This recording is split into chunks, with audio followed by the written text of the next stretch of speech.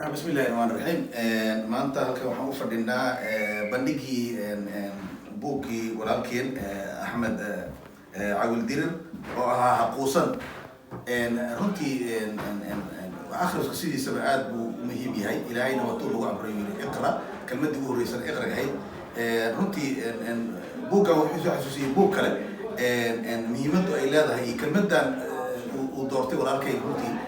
akhrisku wuxuu xasuusiyay buug waxaa jira uu qoray nin kale oo la yiraahdo Cadnaan al-Qarni la yiraahdo wuxuu yiri buuggaas dhan waxaa la yiraahdaa magaciisa laa taxsan ha warwarin marka walaalkeena wuxuu doortay taasoo kale oo xaquusan runtii waa labada buug waxaan iskaga madlinayaa walaalkeena iyagoo isweyn ay qoreen ninkaasna wuxuu soo qaatay xadiisyo wuxuu soo qaatay aayado walaalkeena sidoo kale wuxuu soo qaatay xadiisyo iyo aayado iyo knowledge iyo aqoon iyo buugaag kala duwan waa waxaan dhihi karaa waa buugaagta Soomaalida waa buugaagta runtii ugu fiican isagoo markaasi source meesha wax kasta ka keenay uu ku cadeynayo runtii akhriska noocan oo kale waxaan aaminsanahay inay ummaddu wax weyn ay ka faa'iideyso ilaahay u naxariisto walaalkeen marka dhammaan walaalahay Soomaali waxaan idinkula talin lahaa buuggan in laga wada faa'iideysto wax akhriskana waxa lagu horumar dadku ay ku horumaraan wax akhriska waxaa laga yaabaa qofka inuu meel iska joogo oo ay buugaag korkiisa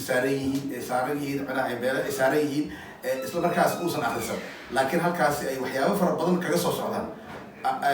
akhriska dartiis ayaa keenaya qofka inuu soo xamo marka mar walba waxaa fiican hadduu qofku akhriska uusan ku wanaagsaneyn akhris aadan akhrin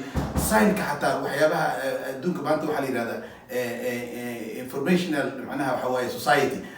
meel kasta warbixin baa kugu qoran hadduu qofku wax akhrisan waa waxay yidhaahdaan dadka cilmiga ku takhasus waxay yidhaahdaan waa qofkaasi waa ka bulsho ahaan uu yahay naafa ka yahay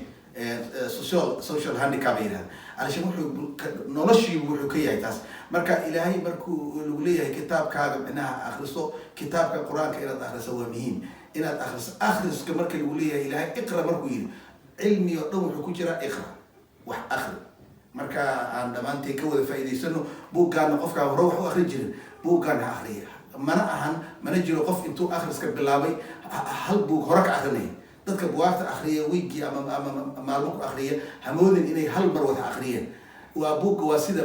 ilmuhu markay socodka baranayaan waa inaad buugga barataa akhriska aad barataa haddaad akhrisa maanta 4 page 3 page aad akhriso horumar baad samaysay meesha ku jooji xasuusnaaw haddana u soo laabo markaan waxaan qabaa in akhrisku aad muhiim yahay marka walaalkii ku wareejina insha Allah aad u mahadsan Yusuf Zawna bismillaahir rahmaanir rahiim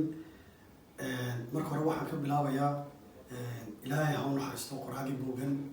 waxaan rajeynayaa ilaahay inuu dambigiisa dhaafo jannadana geeyo maanta halkan aan u fadhino buuggan uu marxuum Axmed Cawil Dirir qoray la yiraahdo xaquusan runtii buuggan maanta waan fadhinay dareemo aad u badan ayuu runtii xambaarsanaa yani waad fahmi kartaan qof cudur halis ku dhacay caruur family yani marxaladaha qofkaasi marayo oo dhan runtii wax cajiib ah runtii aan aad iyo aad dareen badan oo qofka yani dareen badan ku abuuray oo markay tiiraanya la xanuun la garanaysa iyo sidoo markaa family-giisa reerkiisu u tacaalay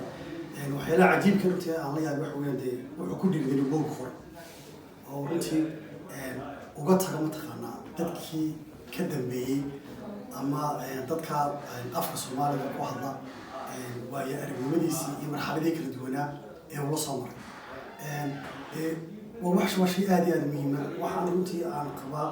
buuggan in ay wada iibsano oo dadku runtii ka faa'iideystaan waayo wax uu xambaarsan yahay waxa weeye waa aqoon badan wuxuu xambaarsan yahay fariimo badan macnaheedu waxa weeye yani wuxuu noqonayaa capital waxa weeyaan marka laga hadlayo capital inuu wax noqon lacag oo kaliya lacag bangi loo taalo horumar lagu sameeyo laakiin capitalku waxa kamid ah waa aqoonta marka loo buugaagta iyo qoraalka يعني أنا نقوليا وكابيتال آدم مهمة وميل إنه يلا وكلنا أقونتينا يوم تقانا يفهم كذا أنت ما كوا هذه روح بضمه محمد مسلمين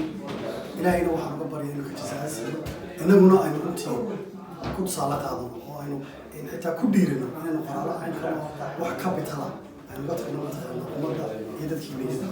أنت صار سؤال إن شاء الله